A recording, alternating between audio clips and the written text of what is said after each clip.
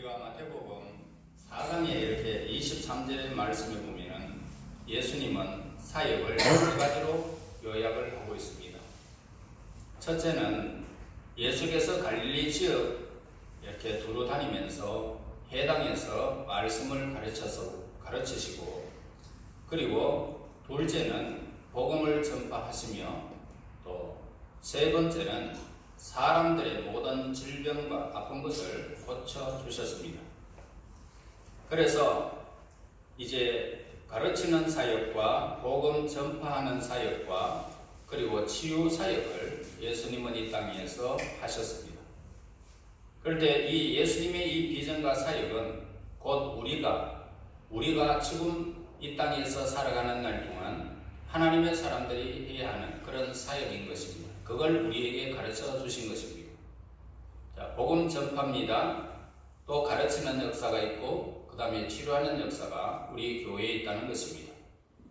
우리가 이 세상을 살면서 어떤 직업을 갖고 또 어떤 상황에 처하든지 마음에 꼭 간직해야 할 이 세 가지 비전을 가르치기와 복음 전파와 치유 사역, 이것은 복음이 전파되는 이 땅 위에서 하나님의 나라가 완성되어지는 그날까지 우리는 지속적인 사역을 해야 할 것입니다. 특히 이 복음서에서 전체 말씀의 20%가 예수님의 치유 사역에 관한 그런 기사로 채워져 있음을 보게 됩니다. 이들 말씀을 우리가 읽어보면 예수님이 얼마나 많은 환자를 고치시고 약자를 돌보시며 귀신을 쫓아내셨는지를 우리는 성경에서 잘 알고 있습니다. 예수님은 사회적으로 소외된 그 사람들의 1차적으로 본능적인 필요를 외면하지 않으심을 보게 됩니다. 그래서 영적이고 또 정신적인 문제만, 그렇게 영적이고 정신적인 문제만 해결해 주신 것이 아니라 오늘 배고픈 사람들에게 먹을 것을 주시고, 헐벗은 사람들에게 입을 것을 주시며 아픈 사람에게 치유해 주심을 보게 됩니다. 그래서 성경은 하나님의 사랑이다 라고 이렇게 표현해서 우리는 인간의 제 문제를 해결하기 위해서 독생자까지 아끼지 아니하시고 십자가에 내어주신 그 하나님의 넓고 큰 사랑을 우리는 십자가에서 깨닫게 되어집니다. 또한 예수님의 사랑이라는 이 표현을 우리가 사용하게 될 때에 우리는 상처받고 병든 사람들에게 베푸신 예수님의 긍휼과 자비와 사랑을 우리는 느낄 수 있습니다. 그래서 예수님의 사랑을 감염적인 것이 아니라 현실적으로 우리에게 지금도 그 손길이 미치고 있는 것을 보게 됩니다. 여러분, 예수님은 친히 배고픈 사람들에게 먹을 것을 주고, 목마른 사람들에게 생수를 주시고, 외로운 사람들에게 위로해 주시고, 그런데 우리는 신앙생활을 하면서 이웃을 사랑할 때 관념적으로 행하기가 굉장히 쉽습니다. 다시 말해서 외형적으로 그냥 혀만 찰 뿐이지 우리에게 있는 것으로 그 사람을 도울 수 있는 힘이 부족하다 이 말입니다. 사랑이라는 것은 뭡니까? 긍휼한 마음으로 상대에게 접근하는 것입니다. 상대에게 접근해서 예정으로 돌봐주고 충분히 필요한 것들로 통해서 격려해 주는 것을 말하고 있습니다. 예수님은 가나에서 물로 포도주를 만드는 첫 번째 기적을 그곳에서 하셨습니다. 이어서 가버나움에 들어가서 시나의 아들이 병들어 죽게 되어졌을 때에 말씀으로 치유한 두 번째 기적을 행하셨습니다. 이제 그 세 번째 기적에 관해서 우리가 본문에서 기록하는 것을 보게 되는데요. 38년이나 병을 앓고 있어서 아무런 희망도 없었던 이름 모를 한 환자를 치유하신 이 일을 우리는 본문에서 세 번째 기적을 보게 됩니다. 예수님이 그 환자를 낫게 하신 까닭은 뭡니까? 아주 간단한 방법입니다. 왜요? 그분은 하나님이시기 때문에 병은 병이 아닌 것이죠. 그래서 질병을 고치시는 원리는 생명 자체인 것입니다. 생명은 어떠한 죽음도 이기는 것입니다. 그래서 하나님은 생명의 근원이시기 때문에 질병은 죽음의 근원입니다. 그러기에 질병은 생명이 가면 낫게 된다는 것입니다. 예수님은 빛이시고 생명이시므로 손을 편 채 기도하시면서 하나님의 생명이 예수님을 통해서 죽은 자가 살아납니다. 병든 자가 귀신 들린 자들에게 전달되어지게 되면 살아나고 치유되고 귀신이 쫓겨나는 것입니다. 이런 기적은 오늘 저와 여러분들에게도 반드시 예수의 이름으로 행할 때에 일어나게 되는 것입니다. 예수님은 하나님과 똑같은 영적 권위로 사람들을 변화시키십니다. 그리고 치유하십니다. 그리고 사랑의 마음을 가지신 그분 얼마나 따뜻한 사랑으로 사람에게 대하는지를 우리는 성경에서 보게 됩니다. 요한복음에서는 예수님의 그런 마음이 잘 나타나는 구절이 있습니다. 1절에 보면은 그 후에 라고 말합니다. 유대인의 명절이 되어 예수께서 예루살렘에 올라가시니라 라고 기록되어져 있습니다. 자, 사복음서에서는 저마다 특징들이 다 있습니다. 마태복음에서 오늘 자주 나타나는 이 표현은 뭐냐면은 그때라는 단어를 많이 사용하고 있습니다.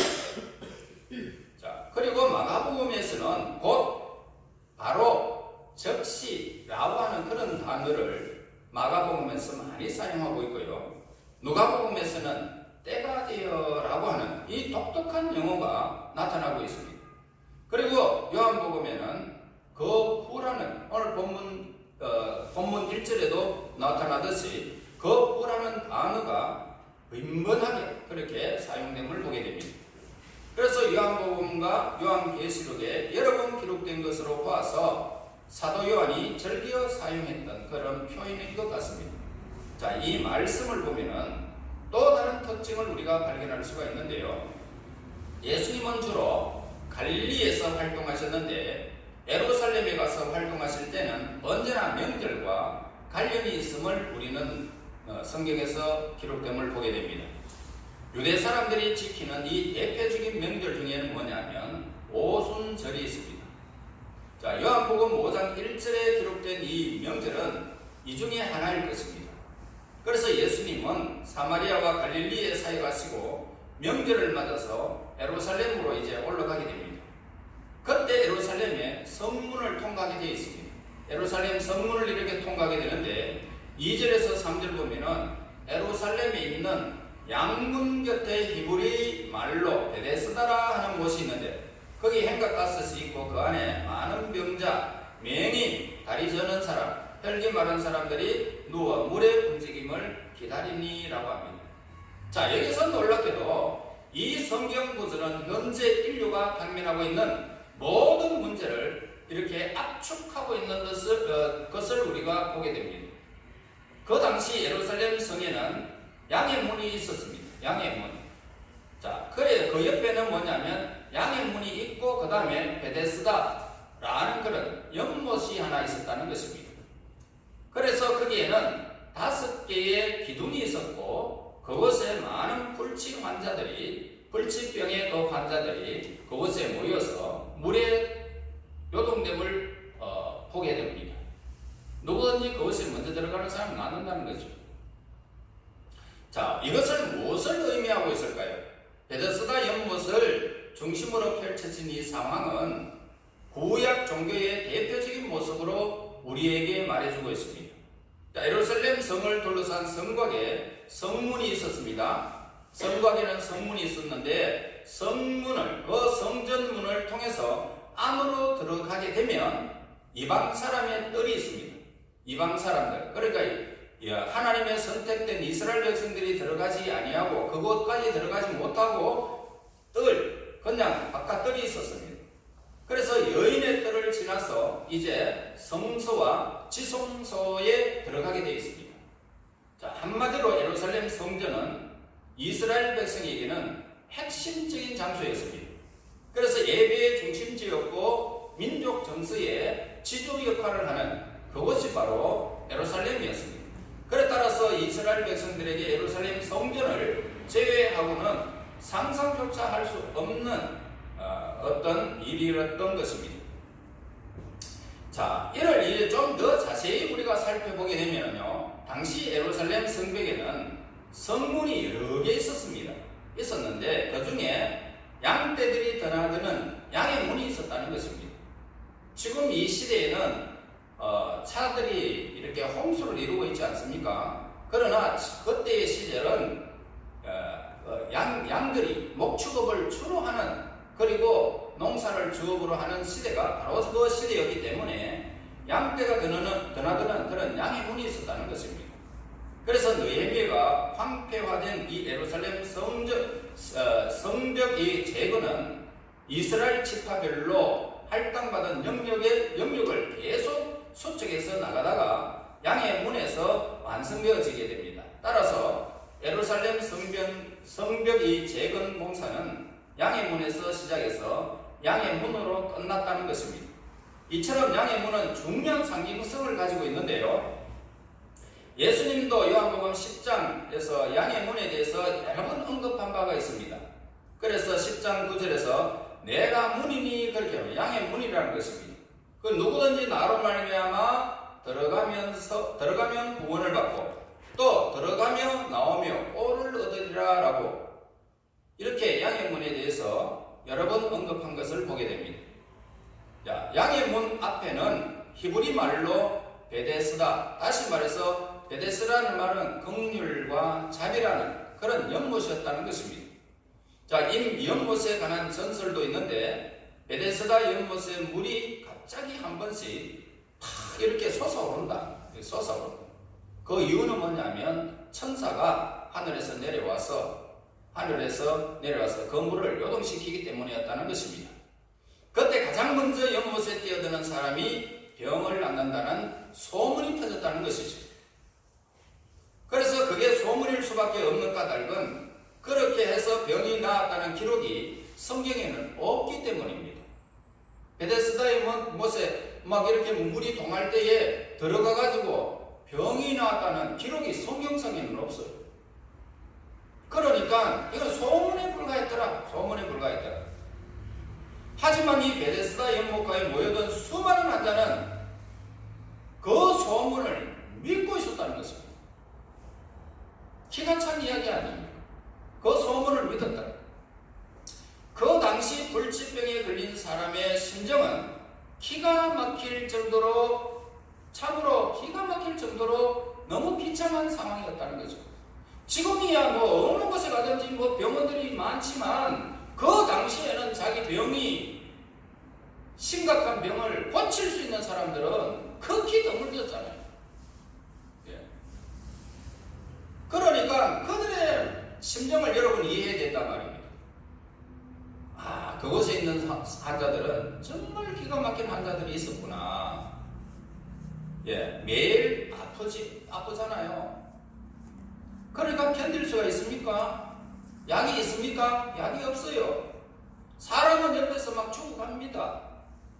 본인은 물론이고 가족들도 몹시 힘들어서 지푸라기라도 잡으려고 하는 그런 심령으로 베데스다 연못가에 모여든 연못이 그냥 물의 동안만 기다리고 있는 막막한 시간을 그들이 지금 있단 말이에요. 막막하다.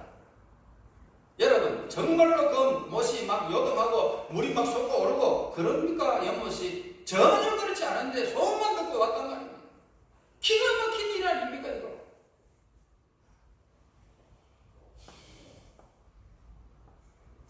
모든 물에 움직일 때 가장 먼저 뛰어들고 병이 낫는다는 이 소망이 그들에게 간절하게 있었다는 것입니다. 그러니까 서로 자리를 차지하려고 예를 쓰지 않겠습니까? 만약 도와주는 사람이 있었다면 얼마나 다행이겠습니까? 어쩌다가 그냥 퍽 던져버리지.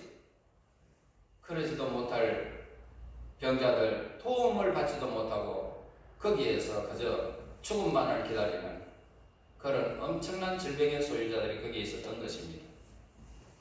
그마저 없다면 순위에서 밀려나서 다음 기회를 또 기다려야 되겠죠. 만약에 물에 동한다고 해도 한 사람이 먼저 들어가 낫게 되면 그 그 다음에 사람들 또 기다려야 되지 않겠습니까? 막막하게 기다리는 것입니다. 세워라 내워라 그러는 것입니다. 또한 그 못 주위에는 5개의 기둥이 있었다라고 기록하고 있습니다. 이것도 구약 신앙을 매우 적절하게 표현하는 것을 보게 되는데요. 예수님은 사마리아 수가 마을의 우물가에서 한 여인에게 영원히 목마르지 않는 생수를 주겠다고 말씀하셨습니다. 그런데요, 베데스다 연못물은 사람들이 떠먹는 우물물과 같은 그런 구약의 물이었습니다. 이것은 서로 연관이 있는데요, 5개의 기둥은 모세 오경을 의미하는 것인지도 모르는 것입니다. 그래서 히브리 숫자에서 5은 긍휼과 자비라고 하는 이 뜻이 포함되어 있는 것입니다. 자, 요셉은 이렇게 형제들과 이 죄하면서 만나가지고 이제 음식을 줄 때에 특별히 사랑하는 동생 이 베냐민에게 다른 형제들보다 5배나 많게 더 먹을 것을 주는 것을 보게 됩니다. 예수님도 굶주린 사람들에게 먹을 것을 주실 때에요, 보리빵 5개와 물고기 2마리로 축사하셔서 주시는 모습을 보게 됩니다.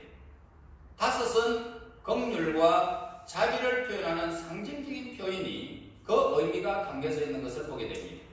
이처럼 5개의 기둥은 구약 종교의 상징적인 표현이다 이 말입니다. 여러분 그렇게 이해하면 됩니다. 그리고 베데스다 연못가에 있는 수많은 환자가 매우 자세하게 기록되어 있는 것을 보게 되는데요. 첫째는 누가 있습니까? 눈먼 자가 있습니다. 둘째는 누가 있습니까? 다리 저는 자가 있습니다. 그 다음에 세 번째로는 중풍 환자가 있습니다. 그리고 다른 여러 종류의 불치병 환자들이 수도 없이 그냥 쫙 깔려 있습니다. 그래서 수많은 환자가 베데스다 연못가에 모여 있으니 얼마나 냄새가 나겠습니까? 주위 환경이 얼마나 더러워졌겠습니까? 서로 다투고 싸움은 늘 언성이 높아지고 난리를 치는 것입니다. 그런데도 환자들은 왜 베데스다 연못가에 모여 있었을까라고 하는 질문입니다. 왜 모여 있었을까요? 자, 4절 같이 읽겠습니다. 이는 시작. 이는 천사가 가끔 곳에 들어가 물에 움직이게 하는데 움직인 후에 먼저 들어가는 자는 어떤 병에 걸렸든지 낫게 되리라. 수많은 환자들은 신락 같은 희망을 안고 베데스다 연못가에 모여 있었다 이 말입니다. 마치 복권 당첨 기다리는 사람의 심정과 같아 이 말입니다. 복권 당첨. 자, 베데스다 연못가에 모여있던 수많은 환자도 그런 잘못된 환상을 꿈꾸고 있었을지도 모르겠습니다. 정말 천사가 베데스다 연못에 내려왔는지, 연못물이 움직였는지, 거기에 가장 먼저 뛰어든 환자가 나왔는지 전혀 알 길이 없었습니다. 아마 비바람이 몰아쳐도 물이 움직인 것으로 착각하고 모두 다 뛰어들었을 것입니다. 자, 이것은 우리가 살고 있는 현실을 우리에게 말해주고 있단 말입니다. 현실. 조금만 돈이 보여도 아우성을 치면서 몰려드는 세상을 우리에게 말씀해주고 있단 말입니다. 백화점에서 어느 거 세일한다 그러면 줄을 쫙 씁니다. 그게 당첨되든지 안 되든지 그건 모르는데, 자기 앞에 돌아오는지 안 돌아오는지 모르는데 줄을 써가지고 인사인해를 이런 게 공짜로 준다 이건 10% 준다 그러거든. 그러면 줄을 쫙 쓰는 것과 지금 똑같지 않습니까? 지금 돈이라는 사람 5을 죽이는 것 주면 아무 문제가 없는 이 세대가 지금 이 세대가 됐단 말이에요. 이리저리 몰렸다가 여기저기 막 흩어지는 그런 세상을 우리에게 말해주는 것입니다. 인생의 희망을 베데스다 연못물에 움직이고 있는 것과 정말로 모습이 동일한 것을 보게 됩니다. 이런 화학된 꿈을 잡는 일에도 밀리는 사람들이 얼마나 많이 있습니까? 예수님은 그런 사람을 만나 주시더라는 것입니다. 밀리는 사람, 소외된 사람, 힘이 없는 사람, 나약한 사람. 바로 그 사람이 오늘 본문에 38년 된 동안이나 병에 시달렸던 환자를 말하고 있습니다. 자, 하늘은 스스로 돕는 자를 돕는다라고 하는 그런 속담이 있습니다.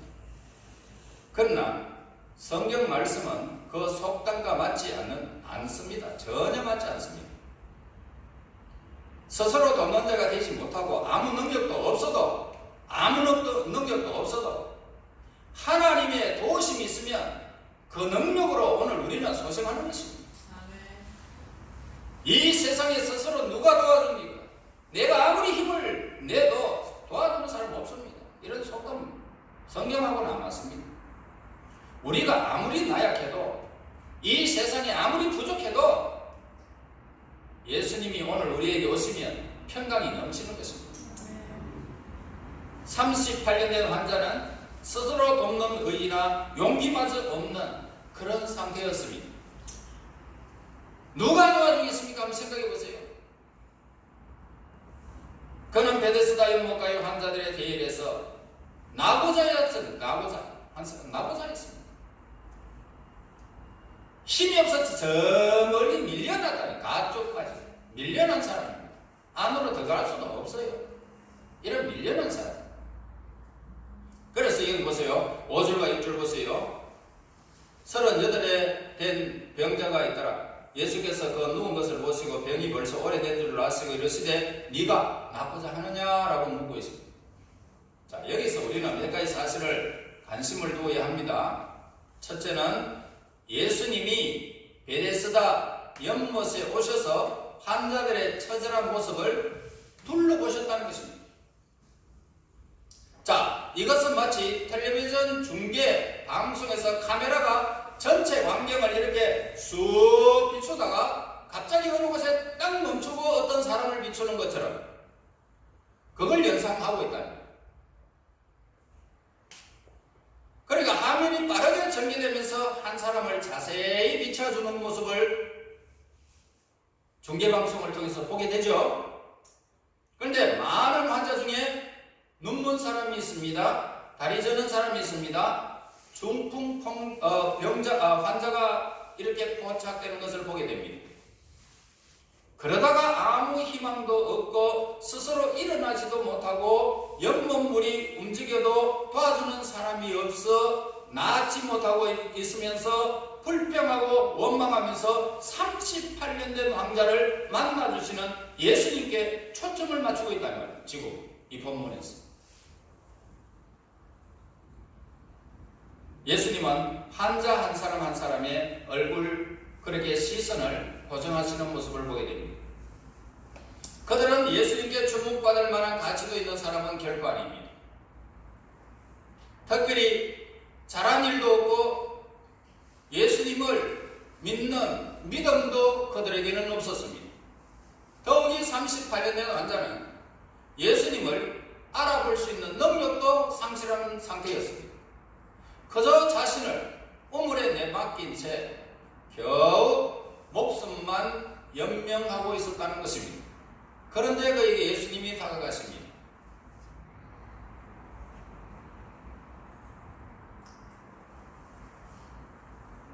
우리에게 예수님이 다가오시면 됩니다.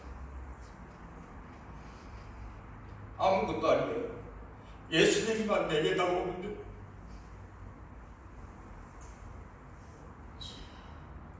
여러분, 이 말씀을 읽을 때마다 가끔 이런 생각이 듭니다. 예수님은 이왕이면 모든 환자를 낫게 해주시면 대체 왜 38년 된 환자만 낫게 해주셨을까? 여러분, 우리는 여기서 영적 교훈을 우리는 발견할 수가 있습니다. 하나님은 우리를 보고 그 마음을 읽고 계신단 말입니다. 마음을 읽고 정말로 이 세상에 소망이 없고 사람들의 도움도 받을 수가 없고 자신은 스스로 무너져가는 비참한 이 현실을 하나님은 우리를 보고 계신단 말입니다. 그러면서 예수님은 그 애를 바라보면서 네 병이 낫기를 원하느냐라고 묻고 계십니다. 예수님은 38년 된 환자에게 네 병이 낫기를 원하느냐. 그러자 그 환자는 신세 타령을 하고 있습니다. 7절 보세요. 병자가 대답하되 주여 물이 움직일 때에 나를 못에 넣어주는 사람이 없어 내가 가는 동안에 다른 사람이 먼저 내려가나이다. 참으로 슬프고 안타까운 일이 아닐 수가 없습니다. 몇 번 시도해봤다는 거지요. 잘못된 희망을 안고 있는 이 38년 된 환자는 돈도 없고 신분도 확실치 않고 어쩌면 가족과 이웃에게 버림받은 가치 없는 인생일지도 모르겠습니다. 경경에서 뒤처진 환자는 하늘만 쳐다보면서 탄식하고 있었을지도 모르겠습니다. 그러면서도 미련이 남아 차마 자리를 떠나지 못하고 있었을지도 모르겠습니다. 예수님은 잘못된 환상을 가진 그에게 말씀하십니다. 8절에서 9절 예수께서 이르시되 일어나 네 자리를 들고 일어나 걸어가라. 그 사람이 곧 나와서 그 자리를 들고 일어나니 그날은 이날은 안식이 되었다. 예수님의 말씀은 너무나 확실했습니다. 설교하거나 설득하지 않았습니다. 단도직입적으로 일어나서 네 자리를 들고 일어나 걸어가라, 이 말씀입니다. 일어나 걸어가라. 여러분, 지금 예수님께서 설교해봤자 그 환자에게는 들을 능력도 없었습니다. 자신의 상처에 매여 있는 사람에게 해줄 수 있는 말은 딱 한 가지를 밖에는 없었습니다. 일어나 네 자리를 들고 일어나 걸어라. 이것이 예수님의 말씀이요 복음입니다. 예수님의 말씀은 세 가지 명령으로 구성되어져 있는데, 첫째로는 일어나라. 38년 동안 주저앉아 있던 사람에게 예수님의 명령은 불가능을 가능으로 바꿔 주셨던 것입니다. 일어날 수 없는 자에게 일어나라 했습니다. 벌떡 일어나게 됩니다. 그 다음에 둘째로는 네 자리를, 지금까지 누워있던 그 자리를 들고 일어나. 들어라. 네 자리를 들어라. 38년 동안 누워있던 환자에게 자리는 친구와 같은 것입니다. 예수님은 이제 그 자리를 걷어치우라는 명령입니다. 38년 동안 갇혀있던 불가능의 벽을 깨버리라는 그런 뜻입니다. 세 번째로는 걸어가라고 말씀하십니다. 과거의 상처와 단절되고 미래의 희망을 향해서 걸어가라는 그런 명령입니다. 지금까지 네가 병으로 아무것도 할 수가 없지 않았냐? 이제는 미래를 향해서 걸어가라, 이 명령입니다. 과거의 상처와 단절되고 미래를 향해서 이제는 더 이상 미래를 두지 말라. 예수님의 명령에 권위가 있고 능력이 있었던 것입니다. 그래서 예수님이 일어나 네 자리를 들고 가라 명령하자 환자는 즉시 벌떡 일어나서 걸어가게 됩니다. 자리를 들고. 여러분, 오늘 우리에게 이런 기적이 얼마든지 일어날 수 있단 말입니다. 지금까지 내가 하고 싶은 것도 할 수가 없었던 우리, 예수님이 우리에게 오셔서 내가 지금 제자들에게 너희들이 지금 이것을 보느냐? 나보다 더 큰 일을 너희가 하리라. 여러분, 우리는 예수의 이름으로 모든 것을 할 수 있는 하나님의 사람들입니다. 이보다 더 큰 일을 하리라. 예수님께서 우리에게 직접 말씀해 주셨기 때문에 우리 주변에 정말 소외되고 그리고 분주복잡하여 수많은 사람이 몰려있는 그곳에 있을지라도 예수님이 다가가시면 예수 이름으로 기적의 주인공들이 다 될 것입니다. 여러분, 기적이라는 것은 믿음대로 되는 것입니다. 네가 낫고자 하느냐? 우리는 예, 그렇습니다라고 대답하고 일어나 네 자리를 들고 걸어가라. 미래를 향해 우리는 발돋움할 수 있습니다. 믿음이라는 것은 뭡니까? 예수님의 말씀을 듣는 것이 믿음입니다. 예수님의 명령하시는 말씀이 오늘 우리의 가슴 속에 나팔 소리처럼 울려 퍼지게 되면 믿음의 사람이 되는 것입니다. 네가 지금까지 근심한 것이 뭐냐? 너 혼자 스스로 하지 못한 것이 뭐냐? 이제 네가 할 수 있다. 내 말만 들어라. 너는 앞을 향해서 걸어가라. 일어나라. 해라. 미래를 향해서 해라. 이것이 우리에게 예수님께서 하시는 말씀입니다. 이것을 듣는 자에게는 믿음이 있고 그리고 믿음으로 행하여 기적의 주인공이 되는 것입니다. 여러분, 예수님 안에서 이러한 기적의 믿음이 우리에게 더해져야 될 것입니다.